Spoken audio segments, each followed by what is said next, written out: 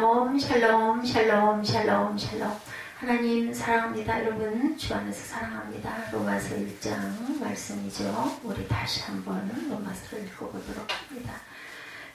바울은 로마 교회에 보내는 편지의 첫 부분에서 자신을 사명과 연관해서 소개하고 성도들의 믿음으로 인하여 하나님께 감사하는 내용이 나오죠. 예수 그리스도의 종 바울은 사도로 부르심을 받아 하나님의 복음을 위하여 택정함을 입었다. 이렇게 얘기하죠. 1절에 보면 1장 1절에 보면 믿는 도리의 사도 말씀하고 있습니다. 예수 그리스도의 종 바울은 사도로 부르심을 받아 마태복음 9장 35절에서 10장 1절에 보면 추수할 일꾼 12제자죠. 그리고 누가복음 10장 1, 2절에도 보면 추수할 일꾼 70인에 대해서 모두 다 하나님의 일을 할 그런 일꾼들이죠. 마태복음 24장 45절에 47절에도 충성되고 지혜 있는 종이다 이렇게 말하고 있습니다. 믿는 도리의 사도 히브리서 3장 1절에도 같은 말씀을 하고 있어요. 그리고 하나님의 복음이라고 얘기하죠. 하나님의 복음을 위하여 택정함을 입었다. 이것은 창조의 목적이죠. 하나님의 복음은 누가복음 4장 43절에도 하나님의 나라 복음, 마태복음 22장 16절에도 마가복음 12장 14절에도 누가복음 20장 21절에도 하나님의 도라고 나타나 있습니다. 창세기 18장 19절에도 아브라함을 선택한 그 목적이 바로 복음을 위해서 하나님 선지자들을 통하여 그의 아들에게 관하여 성경에 미리 약속하셨다 말씀하죠. 1장 2절에 보면 이 복음은 하고 얘기합니다. 하나님의 선지자들을 통하여 그의 아들에 관하여 성경에 미리 약속했다라고 말하죠. 이것은 바로 앞에서 얘기한 내용과 똑같죠. 로마서 1장 2절에서 4절에 설명하고 있습니다. 3절 4절 보면 그의 아들에 관하여 말하면 육신으로는 다윗의 혈통에서 나셨고 성결의 영으로는 죽은 자들 가운데서 부활하사 능력으로 하나님의 아들로 선포되셨으며 곧 우리 주 예수 그리스도시라 이렇게 설명하고 있죠. 그래서 복음이 곧 말씀이라고 얘기하죠. 복음은 예수 그리스도 하나님의 말씀이며 그것을 가리키는 이야기. 또 베드로전서 1장 25절에도 복음이 곧 이 말씀이니라. 요한복음 1장 1절에도 말씀이 육신이 되셨다. 예수 그리스도시죠. 말씀 자체가.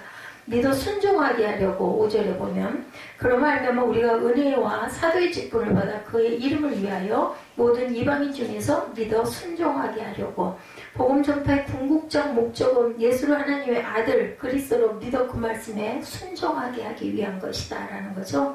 로마서 16장 26절에 믿어 순종하게 하시려고 데살로니가후서 2장 13절에도 성령의 거룩하게 하심과 진리를 믿음으로 베드로전서 1장 2절에도 성령의 거룩하게 하심으로 순종한 예수 그리스도의 피뿌림이라고 설명합니다.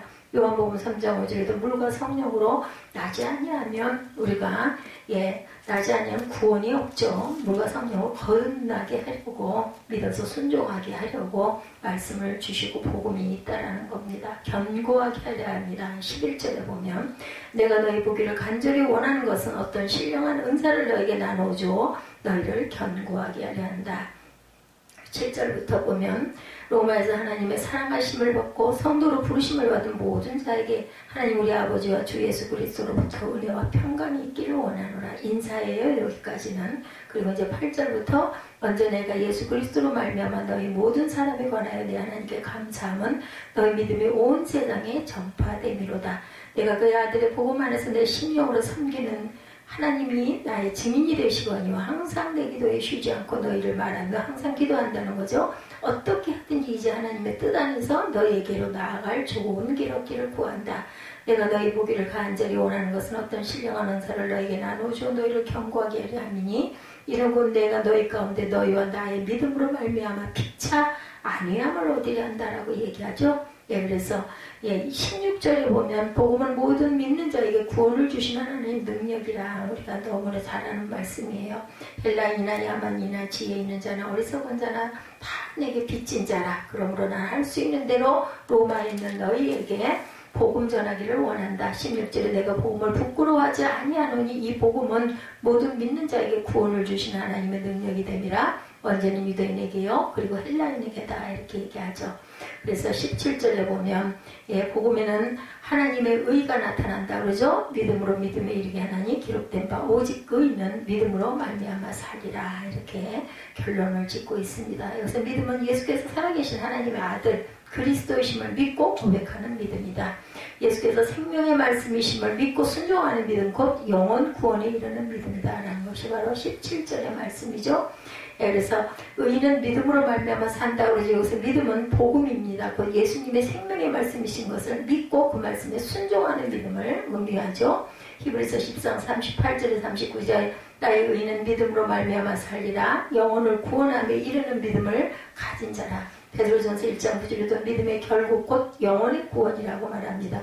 하나님을 알 때 우상으로 바꿨느니라. 23절에 보면 22절부터 스스로 지혜 있다 하나 어리석게 되어서 썩어지지 아니하는 하나님의 영광을 썩어질 사랑과 또한 새와 짐승과 기어다니는 동물 모양의 우상으로 바꿨느니라. 요다서 1장 14절에 1장 4절에 보니까 하나님의 은혜를 도리어 방탕한 것으로 바꾸고 홀로 하나이신 주제 곧 우리 구주 예수 그리스도를 부인한다라고 얘기하고 있습니다. 그것은 곧 정욕대로 더러움에 내버려 두셨다라는 거예요. 24절에 보면 그래서 썩어지지 않는 하나님의 영광을 썩어질 사람과 새와 짐승과 기어다니는 동물 모양의 우상으로 바꾸느니라. 그러므로 하나님께서 그들을 마음의 정욕대로 더러움에 내버려 두사 그들의 몸을 서로 욕되게 하셨다라고 얘기하죠. 정욕대로 더러움에 내버리셨다. 디모데후서 3장 1절에서 5절 보면 너는 이것을 알라. 말세에 고통하는 때가 이르러 사람들이 자기를 사랑하며 돈을 사랑하며 자랑하며 교만하며 비방하며 부모를 거역하며 감사하지 아니하며 거룩하지 아니하며 무정하며 원통함을 풀지 아니하며 모함하며 절제하지 못하며 사나우며 선한 것을 좋아하지 아니하며 배신하며 조급하며 자만하며 쾌락을 사랑하기를 하나님을 사랑하는 것보다 더하며 경건의 모양은 있으나 경건의 능력은 부인하니 이 같은 자들에게서 너는 돌아서라 이렇게 말씀하고 있습니다. 그래서 그들이 이 같은 일을 행하는 자는 사형에 해당한다라고 32절에 하나님께서 정하심을 알고도 자기들만 행할 뿐 아니라 또한 그런 일을 행하는 자들을 옳다고까지 한다라고 결론을 내리고 있습니다. 그래서 세상 사람들을 타락해서 범죄함으로 모두가 하나님의 은혜로 구원을 받을 필요가 있는 존재임을 증거하는 내용들이 쭉 나오고 있죠. 바울의 인사와 감사 기도가 1절부터 7절까지 있었어요. 그죠? 예수 그리스도의 종 바울은 하고 시작을 합니다. 사도 바울은 자신을 예수 그리스도의 종으로 늘 소개하죠. 또한 자신이 사도로 부르심을 받게 된 것은 이미 하나님께서 복음을 위해 자신을 택정하셨다라고 얘기하죠. 이방인들에게 복음을 전하는 것이 그의 택함을 받은 목적이다.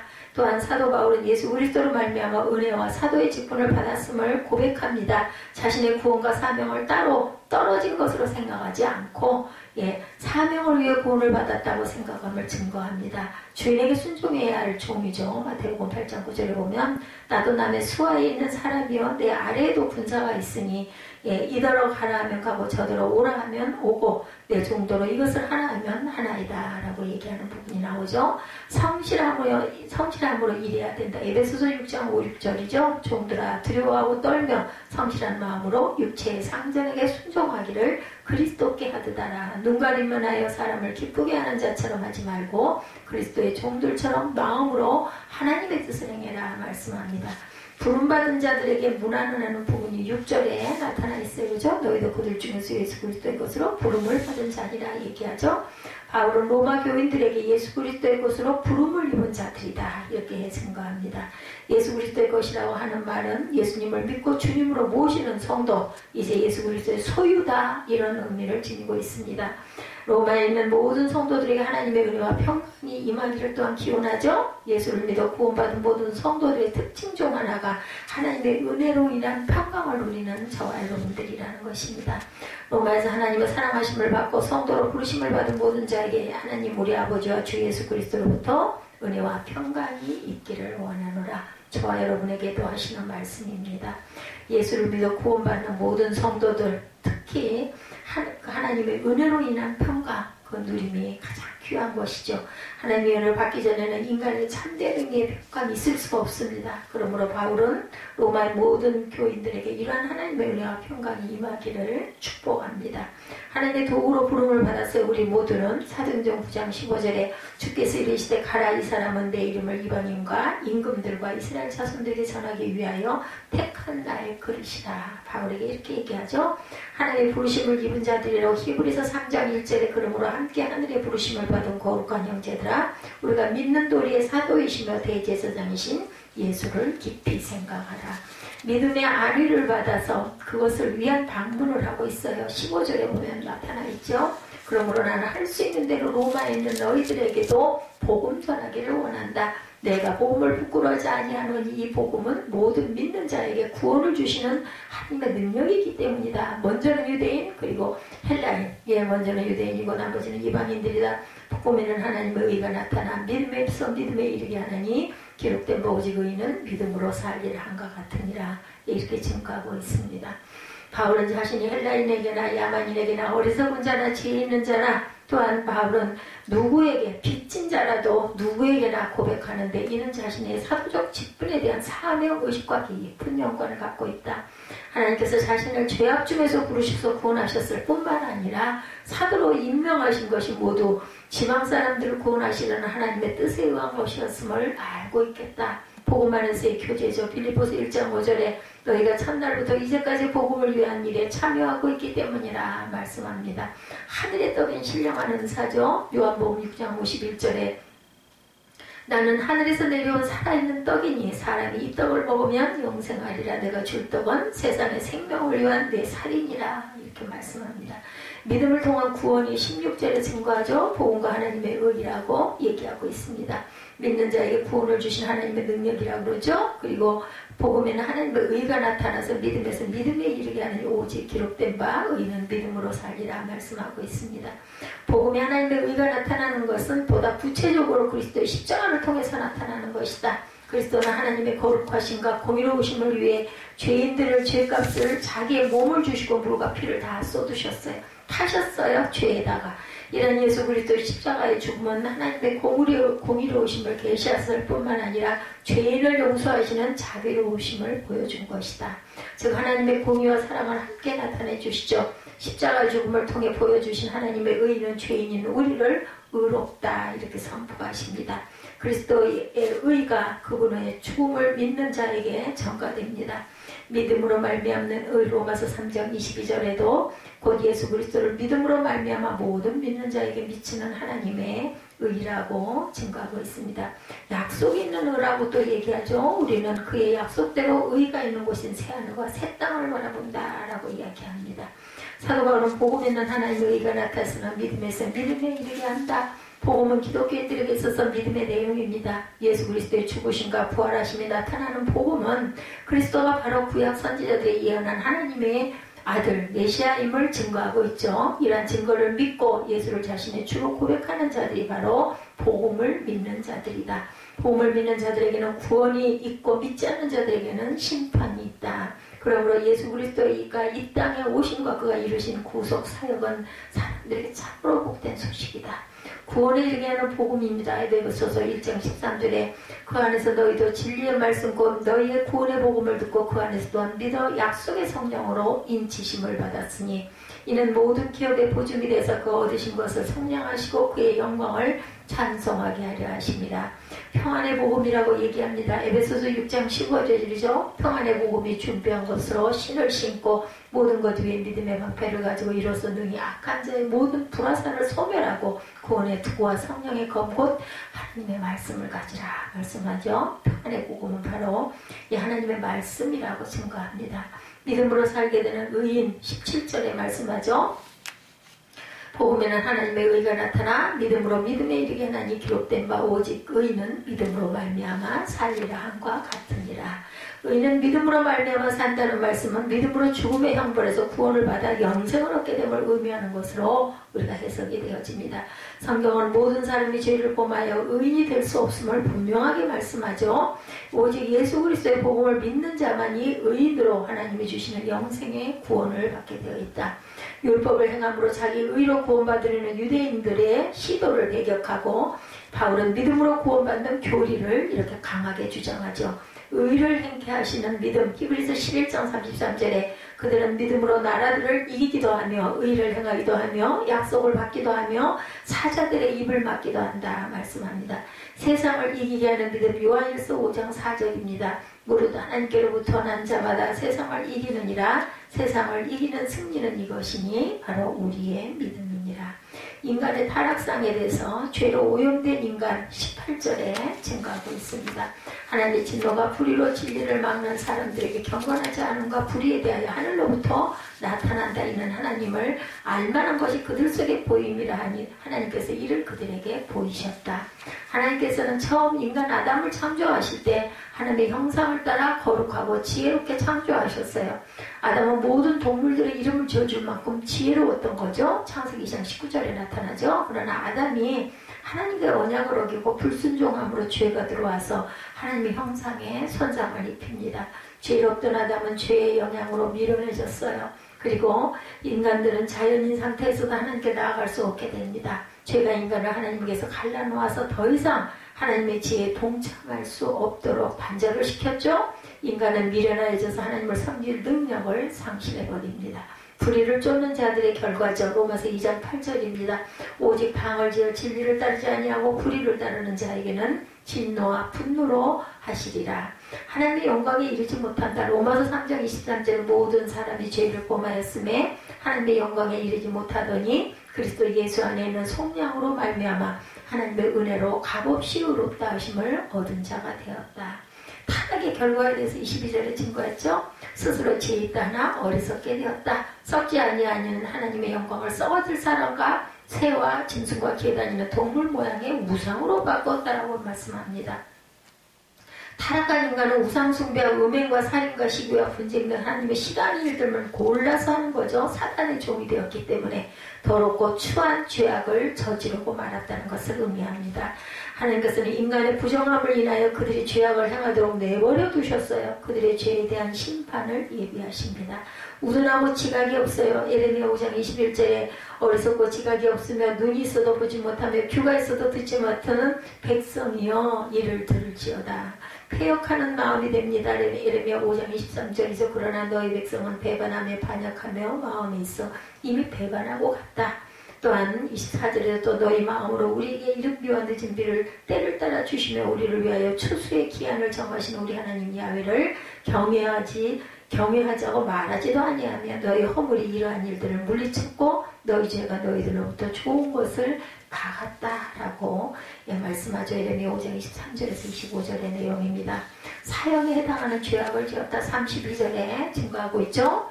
그들이 이 같은 일을 행하는 자는 사형에 해당한다고 하나님께서 정하신 걸 알고도 자기들만 행할 뿐 아니라 그런 일을 행하는 자들을 옳다고까지 얘기한다는 거예요. 인간들은 비록 타락하여 영의 눈이 어두워졌지만 그렇다고 해서 선과 악에 대한 관념이 전혀 없는 것은 아닌데 인간의 양심 기숙한 곳에서는 죄를 지으면 사망의 형벌을 받는다는 사실을 알고 있어요. 또한 하나님께서는 율법을 통해 그러한 사실을 인간들의 언어로 알려도 주셨어요. 하나님의 누가 했어요? 선지자들이 했죠. 하나님 진노의 심판이 있는 줄 알면서도 욕심의 눈이 어두워져서 죄악을 행한 자들은 결국 하나님의 진노의 심판을 받아 지옥의 형벌에 처해지게 될 것이다. 고의적인 살인죄를 저지르기도 하죠. 창세기 9장 6절에 다른 사람의 피를 흘리면 그 사람의 피도 흘릴 것이니 이는 하나님이 자기 형상대로 사람을 지으셨느니라. 부모를 치는 죄를 저지릅니다. 출애굽기 21장 15절에 자기 아버지나 어머니를 치는 자는 반드시 죽일지니라 말씀합니다. 그래서 성도는 바울과 같이 투철한 소명의식을 가지고 오직 복음을 위해 살아가는 자세를 가져야 되겠다. 또한 복음에 대한 확신을 가지고 타락하여 범죄하는 세상 사람들을 향해서 담대하게 복음을 증거하는 복음 전도자의 사명을 감당해야 될 것이라는 거죠. 이 로마서는 제3차 전도 여행 말미에 쓰여진 것으로 알려져 있어요. 주후 예수님 오신 후 57년 말경입니다. 바울이 로마서를 쓸 그 당시까지 사도 바울은 로마에 방문해 본 적이 없었어요. 그는 늘 로마에까지 가서 복음을 전해야 되겠다는 열망을 자꾸 키우고 있습니다. 그러나 그에게 그럴 기회가 좀채 주어지질 않죠. 그러나 여건의 사도 바울은 이 편지를 써서 로마 교회의 성도들을 향한 예수 그리스도의 사랑과 평소의 기도 생활과 복음을 믿음으로 구원받는다는 것이 무엇인지에 대해서 전하고 싶은 거죠. 어떻게 로마의 교회가 탄생했을까? 사도행전 2장에 보면 성령 강림 당시에 예루살렘을 방문 중이던 주변 국가에 흩어져 살던 유대인들에 의해서였죠. 그들 중에 성령 강림의 현장을 목격한 이들이 있었습니다. 그들이 자신들이 사는 곳으로 돌아가서 나름대로 예수를 믿고 따르는 공동체를 형성하게 된 것이 바로 로마 교회의 탄생으로 보여집니다. 그러다 보니 그들은 율법주의의 바탕을 둔 기독교 복음을 전파하려고 하였고 복음의 본질에서 자꾸 멀어져요. 모르니까. 그러나 그 당시 로마에서는 사도 바울을 비롯해서 그 어느 사도도 그곳까지 찾아가서 복음을 전할 사람이 없었습니다. 그러므로 바울의 마음속에는 그들에게 찾아가서 복음을 제대로 전하고 싶은 간절한 열망이 불붙여 결국은 로마에 가서 죽죠. 바울은 우리가 성도로서 예수 그리스도를 믿는다는 것이 무엇인지, 성도로 믿음으로 구원을 받는가 아니면 행위의 공적으로 구원을 받는가, 부르심이란 도대체 뭔가, 택하심이란 또한 무언가, 하나님의 복음 전파를 위해서 성도된 우리는 어떠한 삶을 살아가야 되는가, 거듭남이란 무엇이고 구원이란 또한 무엇인가, 언약 백성으로서 하나님의 자녀로 살아가는 것은 어떠한 삶을 말씀하는가, 우리가 주 예수 그리스도를 믿음으로 구원을 받았다는 말씀은 도대체 무슨 의미인가, 이런 다양한 주제의 복음의 말씀을 자세하게 가르쳐 전파하고 싶은 열정이 가득하였습니다. 로마서 15장 19절 말씀에 근거해 보면 바울 제3차 전도 여행 AD 53년에 57년 때 마무리해 가던 때 예루살렘으로 돌아가기 위해서 고린도에서 겨울을 지내고 있죠. 그곳에서 3개월 어간에 기록하였을 것으로 봅니다. 로마서를. 그러니까 로마서를 쓴 때는 주 57년 말경일 것이다. 로마서를 한 번도 접해보지 못한 이들은 아마 한 사람도 없을 거예요. 그죠? 우리 모두가 몇 번씩 신명기가 일부의 시간을 끝으로 또한 로마서를 매일 우리가 묵상하고 돌아가죠. 그 첫 시작의 로마서 1장 1절부터 7절까지의 말씀이죠. 오늘 말씀이 부르셨다라고 말씀합니다. 우리가 잘 아는 대로 바울은 원래대로 복음을 전파하던 자가 아니었죠. 얼마나 심하게 앞장서서 교회를 핍박했는지 성도들을 박해했던 자였습니다. 그런 그가 변화를 받아 부르심을 받아 예수 그리스도의 십자가와 부활 복음을 증거하는 이방의 사도가 된 것은 전적인 하나님의 은혜고 기적입니다. 그런 면에서 바울은 이 편지를 쓰는 자신이 누군지를 편지의 서두에 자세히 언급했죠. 로마 교회 이 편지를 받아 읽는 모든 성도들에게 자신이 자신을 제대로 소개하고 싶은 거예요. 불필요한 오해를 불식시키고 싶었을 수도 있겠죠. 바울은 자신을 누구라고 소개해요? 자신을 예수 그리스도의 종이라 이렇게 고백하죠. 그리고 사도로 부르심을 받았다고 말합니다. 여기서 말하는 종이란 우리가 그 단어의 의미 정도로 이해하는 종의 차원보다 훨씬 심각한 내용입니다. 로마 시대의 종, 즉 둘로스죠. 노예를 뜻해요. 그 당시에는 말할 줄 아는 노예와 말할 줄 모르는 노예가 있었다고 하죠. 말할 줄 아는 노예가 여기서 말하는 종이고, 말할 줄 모르는 노예는 밭을 갈고 짐을 실어 나르는 주인을 위하여 고된 노동만 계속하는 나귀를 일컫는 용어였다고 합니다. 바울은 자신을 예수 그리스도의 종이라고 소개합니다. 자신이 예수 그리스도의 종으로 부르심을 받았다고 하죠. 그리스도가 자신의 주인이시고 자신은 예수 그리스도의 종으로 부름을 받았다. 로마서가 시작된 이 앞부분의 7절의 말씀 중에 부르심이란 표현이 3번 나옵니다. 바울은 이 점을 분명히 하고자 하죠. 자기 자신이 예수 그리스도의 종이며 사도로 부르심을 받은 것처럼 이 편지를 받아 읽는 로마 교회 모든 성도들 각자가 모두 다 예수 그리스도의 종으로 부르심을 받은 자들이라는 점, 그것을 강조하고 있습니다. 6절과 7절에 그런 내용을 언급하죠. 그리스도를 믿는 믿음의 사람들은 그 당시나 오늘날이나 누구나 마찬가지다. 6절, 7절 다시 한번 볼까요? 너희도 그들 중에 예수 그리스도의 것으로 부르심을 받은 자니라.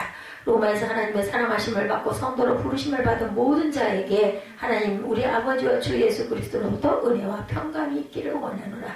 자신을 또한 이렇게 증거할 때는 예수 그리스도의 종이다. 나는 바울은 사도로 부르심을 받아 하나님의 복음을 위하여 내가 택정함을 입었다. 이래서 복음은 하나님의 선지자들을 통하여 그의 아들들에 관하여 성경에 미리 약속하신 것이고 그의 아들에 관하여 말하면 육신으로는 다윗의 혈통에서 성결의 영으로는 죽은 자들 가운데 부활하사 능력으로 하나님의 아들로 선포되셨으니 곧 우리 주 예수 그리스도시다. 이렇게 딱 증거를 하죠.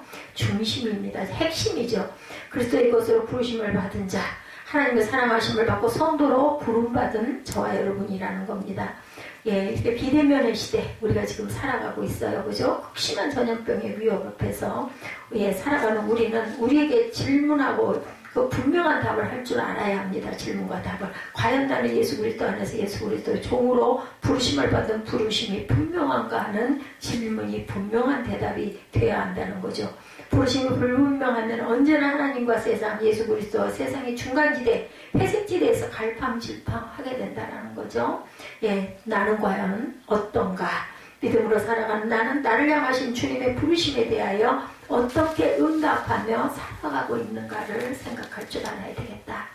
예, 넷플릭스에 올라있는 영화 중에 두 교황이라는 작품이 있다고 하네요. 전직 교황과 현직 교황을 주인공으로 한 사실에 근거한 작품인데 현직 교황인 베네딕토 16세 예, 그것은 265대 교황이라고 합니다. 카톨릭이 없어서 교황은 승하하여서 후임 교황을 선출하는 법이래요. 그런데 그를 포함하여 단 2명의 교황만이 생존 시에 물러납니다. 지금 교황인 프란체스코는 아르헨티나 출신이죠. 프란체스코는 화공학도 출신이었다고 합니다. 그들 두 교황의 대화 중에 이런 내용이 나옵니다. 프란치스코는 추기경으로 있을 당시에 베르골리오라는 이름이었다고 그래요. 그가 추기경직을 시작하기 위해서 바티칸을 방문합니다. 그 당시 현직 그 교황이었던 베네딕토 16세와 정언을 거닐며 대화를 하다가 베르골리오 추기경이 교황에게 이런 이야기를 합니다. 교황님, 과거에 신학교에 입학한 두 신학생이 있었는데요. 둘 다 담배를 끊지 못하고 신학교에 다니고 있었습니다. 상담지도 교수에게 두 학생이 찾아가서 상담을 요청했다고 합니다. 한 학생이 먼저 질문하기를 교수님, 제가 아직 담배를 끊지 못했는데 기도 중에 담배를 펴도 괜찮습니까? 질문을 합니다. 그래서 교수가 하는 말이 절대 그래서는 안 된다고 대답을 합니다. 그런데 그 다음 상담을 요청한 다른 신학생은 교수님, 저도 아직 담배를 끊지 못했습니다. 그런데 여쭤봅니다. 담배를 피우면서 기도하는 것은 어떻습니까? 교수는 대답하기를 그것은 상관이 없다 이렇게 상담을 했다고 그래요. 이 두 학생을 상담한 내용 중에 어느 것이 올바를까요? 하고 물어봤다는 거죠. 교황한테. 당신은 어떻게 생각하는가? 요즘 믿음으로 믿음의 사람으로 살아가면서 무슨 기도 제목을 가지고 있는가? 무엇을 고민하고 있는가? 무슨 내용이 있어서 분명한 대답을 찾기를 원하고 있는가? 바울이 말하는 예수 그리스도의 종으로 살아간다는 것은 어떤 자세, 어떤 태도를 말씀하는 것일까? 빌립보서 2장 5절이죠. 너희 안에 이 마음을 품으라 곧 예수 그리스도의 마음이니 얘기합니다. 예, 이 말씀을 영어 NIV에서 봤더니 your attitude should be the same as that of Christ Jesus 이렇게 나와 있더라고요. 예수의 마음을 배우고 본받아 살아간다는 것은 예수의 삶의 태도를 본받는 것이다. 왜 예수의 사람 되어야 하는가? 왜 하나님의 사람으로 우리는 살아가야 되는가? 디모데전서 6장 11절에 보니 오직 너 하나님의 사람아 이렇게 부르죠. 예, 바울은 믿음의 아들 디모데에게 이것을 교훈하고 싶었던 거야. 너 하나님의 사람아. 언제나 그랬지만 요즘 나라가 어느 때보다도 정말 어수선하죠. 분야마다 사건마다 무질서하게 그지없습니다. 국회, 정부, 사법부 돌아가는 것이 거의 다 상식에서 벗어나고 사실과 거리가 멀죠. 진실을 말하기는 너무나 숨기는 것들이 너무나 많습니다. 입에 내서. 그래서 뭐 그런 공산주의 세상에 왔다 이런 이야기들도 많이 하죠. 사람이 사람을 고발하는 시대가 되고 말았어요. 앞으로는 또 어떻게 될지 모르겠어요. 세상이 참으로 정말 이상하게 편가르기가 심각하게 돌아갑니다. 내 편에서 일어난 일과 벌어진 일은 다 옳고 무조건 투둔하고 무조건 덮고 지나가고 무조건 칭찬 일색이죠.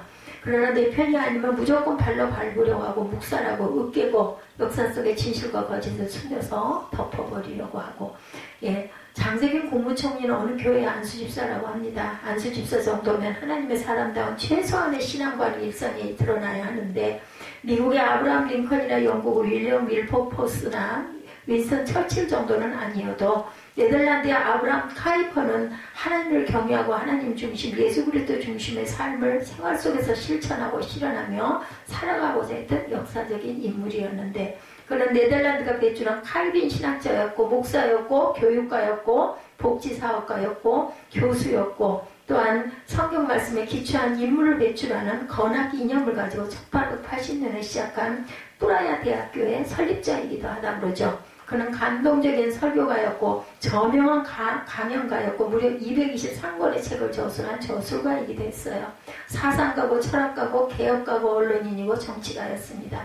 정당의 총재였고 의회 의원이었고 역사적으로 존경받는 수상이기도 했어요. 기독교 국가다운 국가 건설을 꿈꾸며 실현하기 원했던 그에게도 정적은 있었다고 그러죠. 그러나 그를 반대하는 정적들조차도 아브라함 카이퍼를 말할 때는 그는 10개의 머리와 100개의 손을 가진 인물이다 이렇게 평가할 정도였다고 그래요. 네덜란드 개혁교회의 디스카이퍼 목사의 장남으로 태어납니다. 25살에 잔 칼빈과 잔 로스코 교회론 비교 연구로 신학박사 학위를 받죠. 26살에 결혼하고 베이스 교회의 담임 목사가 되었다고 해요. 그런 자유주의 신학을 신봉하고 있었는데 어느 날 발투스라는 이름의 신실한 여신도가 그에게 하나님의 절대 주권을 인정하고 성경대로 따르는 믿음을 가지라는 충고를 했다고 합니다. 그는 그 말을 하나님의 말씀으로 받아들입니다. 그리고 고민하며 기도하기 시작했다고 합니다. 아브라함 카이퍼는 생각하는 법, 성경을 대하는 법, 하나님께 대하여 생각하는 태도의 변화가 일어나기 시작을 합니다. 그 교회를 떠나는 날 그는 예수 그리스도께서 온전히 헌신하지 못하고 목사가 되고 베이스도 교회에서 사역했던 것을 하나님 앞에서 회개하며 용서를 빈다는 마지막 말을 남겼다고 합니다. 그 후로 그의 개혁주의적 신앙과는 점점 불타올랐고 더 이상 예전의 아브라함 카이퍼가 아니었다고 하네요. 그 후로 그의 마음과 생각을 지배하는 신앙은 영역주권이란 명제였다고 합니다. 어떻게 하면 모든 분야의 구석구석에서 하나님의 다스리심이 일어나도록 하느냐는 질문과 대답을 찾아가는 일상의 삶을 구체적으로 추구해 나갔고, 즐겨 쓰는 그의 말은 왕을 위하여라는 표현이었다고 그래요. 다시 생각해보면 예수 그리스도의 종이고 사도로 부르심을 받았다는 의미는 오늘날 나는 성도로서의 부르심 앞에 어떻게 살아가야 할까? 이 질문, 물음표가 떠오르죠. 일일이 묵상할 시간이 없고 우리가 생각해 봤을 때 에녹, 노아, 아브라함, 이삭, 야곱, 요셉, 모세, 또한 여호수아, 갈렙, 기도한 드보라, 사무엘, 다윗, 이사야, 다니엘, 엘리야와 엘리사, 느헤미야, 에스더 등 모두 다 일일이 저들을 향하여 하나님의 부르심이 분명한 삶을 살았어요. 세례 요한과 마띠아를 포함한 예수의 12제자와 로마 교회에 편지하고 있는 사도 바울을 비롯해서 오늘날 우리는 각 사람이 예수 그리스도의 종으로서의 부르심에 순종하는 합당한 믿음의 삶을 살아가야 하는데, 그런 은혜가 저와 여러분에게 충만하시기를 바랍니다. 부르심에 그리고 택하심에 사도 바울은 분명하게 자신을 드러내죠. 자신은 예수 그리스도의 종일 뿐만 아니라 하나님의 복음 전파를 위하여 택정함을 받은 사도라고 말하죠. 여기서 말씀하는 택정함은 우리가 아는 대로 바울은 다메섹 도상에서 예수님의 부르심을 받고 변화되기 전까지는 복음에 대해서 아주 혈기가 등등했다가 반대하고 나섰던 교회 핍박자고 성도 박해자였죠. 그가 예수의 택하심을 따라 변화받은 하나님의 사람, 예수 그리스도의 사람, 성령의 사람이 됩니다. 그래서 그 열정이 충만한 거예요.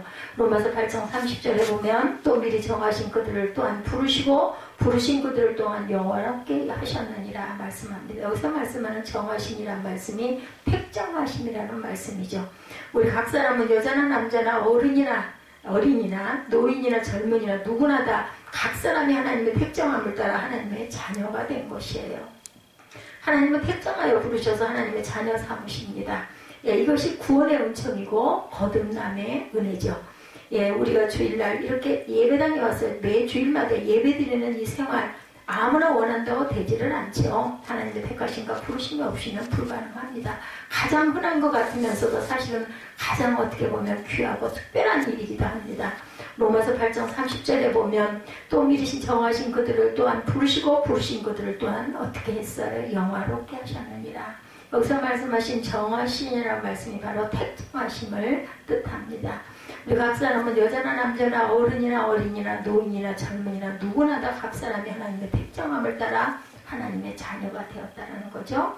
그러므로 이와 같은 예배 생활이 우선 큰 큰 은혜였다라는 것을, 부르심이 없이는 우리가 이 자리에 있을 수가 없다라는 것을, 고백할 수 없다라는 것을, 네, 거기다 뿐만 아니라 그저 날이 추운데도 새벽마다 예배 시간마다 우리가 예배드리고 기도하는 그 모습이 아무나 할 수 있는 일은 절대로 아닙니다. 요즘처럼 분주하고 길에서 자동차 안에서 적지 않은 시간을 써야 하는 복잡한 세상에서 예배를 드리기 위해서 주일 아니면은 새벽에 교회를 찾아가는 것은 정말 특별한 삶이죠. 우리 일상생활 중에 어떤 삶을 살아가야 할까? 가정과 세상에서 어떻게 살아가야 그리스도의 종이고 택하심을 받은 사도로의 삶을 살아갈 수 있을까? 미국 백악관이 있는 도시가 워싱턴 DC죠. 워싱턴 제일교회 담임 목사님이 아틀란타 집회 후 돌아오던 비행기 안에서의 체험입니다. 댈러스 국제공항에 가까워지면서 비행기 고도가 점점 낮아졌다고 그래요. 아무리 자기가 섬기는 워싱턴 제일교회를 찾아보려고 해도 찾아볼 수가 없더랍니다. 작은 교회인데 뭐 보이겠어요? 꼭대기에서. 작은 예배당이 아닌데도 좀처럼 눈에 띄질 않더래요. 자기네 교회는. 저만치 백악관을 거다랗게 보였어요. 미 의회 건물도 보입니다. 미 국방성인 펜타곤 하우스가 보였어요. 링컨 박물관도 보입니다. 자연사 박물관 건물도 보였어요. 조지 워싱턴 대학교 캠퍼스도 보입니다. 조지 워싱턴 대학교는 학부생이 10,000명이 넘고 대학원생이 13,700명이 넘는 큰 대학교라고 합니다. 교수의 수만도 2,000명이 넘는 대학교고 1981년 도널드 레이건 대통령이 총격을 당하였을 때 급하게 후송한 곳이 바로 조지 워싱턴 대학병원으로 잘 알려진 그런 대학이기도 하다고 그러죠. 빌 클린턴 대통령이 졸업한 조지타운 대학교 캠퍼스도 보이더랍니다. 링컨 기념관 가까이 조지 워싱턴 초대 대통령을 기념하여 세운 170m 높이의 기념비도 선명하게 보였다고 그래요. 워싱턴 DC를 가로질러 흐르는 포트백 강줄기도 선명하게 한눈에 들어오더랍니다. 비행기가 공항에 도착한 후에 그는 이리저리한 생각을 하면서 하나님께 감사했다고 그래요. 자신이 오래도록 섬기는 교회 예배당 건물은 한에서 쉽게 찾아볼 수가 없었어요. 그러나 그 교회 교인들 중에는 백악관, 의사당, 병원, 대학교, 박물관, 도서관, 기념관, 국방성 등에서 이렇게 저렇게 분야에서 사회생활하는 그런 성도들의 이름과 얼굴이 떠오르더라는 거죠. 정치인, 관료, 연구원, 교수, 학장, 총장, 박사, 의사, 병원의 원장, 대학의 행정 책임자, 박물관의 고고학자 등 각 분야의 저명한 인물들의 얼굴이 떠올랐다고 합니다. 그제서야 생각했답니다. 하나님, 저희 교회 성도들이 거대한 도시의 구석구석 각 분야에서 이러저러한 자리에서 부르심과 택정함을 따라 충성스럽게 사회생활을 하며 행복하게 가정생활을 하며 주님과 동행하는 것에 대해서 주님께 감사드립니다. 이렇게 기도했답니다. 오늘과 같은 비대면의 시대에 그저 가족이 아닌 경우에는 우리가 서로에게 마스크를 벗은 모습을 못 본 지가 정말 오래됐어요. 누군지를 잘 모르겠더라고요. 본 길에서 저는. 이와 같은 답답한 때 우리는 서로가 세상에서 빛의 자녀되어 부르심과 택하심이 분명한 삶을 더욱 진지하게 감당하며 살아가야 할 때가 아닐까. 이런 은혜와 지혜와 능력이 함께 하시기를 주님의 이름으로 축복합니다. 그리고 하나님의 복음입니다. 바울이 사도로서 예수 그리스도의 종이라고 고백하는 이유와 목적이 분명하죠. 복음을 위한 것이죠. 2절과 4절, 2절의 4절은 이 복음이란 무엇인가를 설명합니다. 예수는 구약시대 선지자들의 예언을 따라 다윗의 혈통에서 나셨어요. 성결의 예언, 즉 성령 안에서 죽으시고 부활하시죠. 그런 선지자를 통하여 성경이 미리 약속하신 하나님의 아들이십니다. 그런 죽음을 이기고 부활하신 하나님의 아들이시며 우리 주 예수 그리스도시다. 4절에 이렇게 고백하죠. 1절에서 사도로 부르심을 말씀하고 5절에서는 사도의 직분에 대해서 다시 언급합니다. 사도 즉 아포스톨로스, 보냄을 받은 자라는 뜻입니다. 원문에 그 앞에 부름받음이란 뜻의 클레토스를 형용사로 붙여서 부름받은 사도다 이렇게 번역이 됩니다. 바울이 스스로 사도된 것이 아니라 하나님이 그를 예수 그리스도 안에서 하나님의 복음을 전파하는 사도로 불러서 부름을 받았다. 오늘날도 마찬가지죠. 부르심과 택하심이 없이는 어느 누구도 하나님의 보내심을 받은 자의 삶을 살아갈 수가 없다는 거예요. 살아가지 못합니다. 왜냐하면 택하시고 부르신 하나님은 택함받은 사도인 바울뿐만 아니라 오늘날 택함받은 하나님의 자녀들에게 일일이 은혜를 주시고 사명을 새롭게 하시기 때문이다. 그래서 5절의 직분을 경휼히 여기면 안 된다. 우리는 에서와 야곱을 묵상할 때마다 에서는 장자권을 경휼히 여겼고 동생 야곱은 형의 장자권을 마음에 두었음을 봅니다. 예수의 12제자 중에 가룟 유다는 제자로서의 부르심과 택하심을 경륜하게 여기다가 불행한 생을 마치죠. 5절에 보면 은혜와 순종에 대해서 말씀하죠. 우리가 하나님을 예배하는 예배대로 살아가는 것이 나를 향하신 하나님의 크나큰 은혜다, 이렇게 얘기하고 있습니다. 그로 말미암아 우리가 은혜와 사도의 직분을 받아 그 이름을 위하여 모든 이방인 중에서 믿어 순종하게 하였다. 너희도 그들 중에서 예수 그리스도의 것으로 부르심을 받았다라는 거죠. 예, 그러므로 주어진 성도의 직분을 우리는 정말 소중하게 여겨야 된다. 사도 직분, 보내심을 받은 사명을 존귀하게 여겨야 합니다. 가정과 직장과 사업의 터전, 교회, 사회 구석구석에서 주어진 직분이 전부 있어요. 누구에게나. 그렇죠? 그 직분을 소중하게 여기실 줄 알아야 되겠다. 베드로 대성당을 건축하는 현장에 어느 추기경이 나서서 현장을 둘러봅니다. 여러 석공들이 땀을 뻘뻘 흘리면서 대리석을 다듬죠. 지금 무엇을 하고 있어? 하고 물었더니 석공들이 제각기 대답하죠. 배운 곳이 이것뿐이라 이 고생을 하고 있습니다. 처자식 먹여 살려야 하니까 날마다 어쩔 수 없이 이 고생을 합니다. 예, 추기경님, 저는 하나님께 예배드릴 거룩한 하나님의 성전을 이렇게 기쁨으로 건축하고 있습니다. 같은 일을 하고 있지만, 그렇죠? 각 사람의 태도는 이렇게 다르다는 겁니다. 저와 여러분은 어떠하십니까? 예, 당신은 가정에서 가족을 대할 때, 직장에서 상사를 대할 때, 동료를 대할 때, 혹은 아랫사람을 대할 때 어떤 태도, 어떤 마음가짐으로 상대방을 대하고 계십니까? 일 중에 가장 소중한 일은 지금 내가 하고 있는 일이고, 사람 중에 가장 소중한 사람은 지금 내가 대면하고 있는 사람이다, 이런 말이 있습니다. 주중에 새벽기도 시간에 우리가 항상 묵상하고 주님의 말씀 속에서 또한 사순절을 지금 가고 있죠. 영국의 명수상이었던 윈스턴 처칠은 긍정적인 사람은 위기 속에서 기회를 본다, 이렇게 말합니다. 그런데 부정적인 사람은 위기 속에서 어려움만 본다고 합니다. 예, 당신은 어떤 유형인가? 지금의 나의 태도, 지금의 나의 마음, 가짐이 나의 미래, 나의 장래를 결정한다라는 것. 그래서 위기 속에서 기회를 볼 줄 아는 저와 여러분이 돼야 되겠죠? 바울은 한 번도 만나본 적이 없는 로마 교회 성도들에게 무난한 거예요. 오늘 로마서 1장 1절에서 7절에 보면 하나님 우리 아버지와 주 예수 그리스도로부터 은혜와 평강이 있기를 원하노라. 그런 은혜와 평강이 저와 여러분 안에 늘 충만하게, 어떠한 어려움이 있더라도 돌이킬 줄 아는 그런 축복이, 그리고 어려움 속에서 우리는 기회를 깨달을 줄 아는 그러한 지혜가 살아 일어나기를 주님의 이름으로 축복합니다.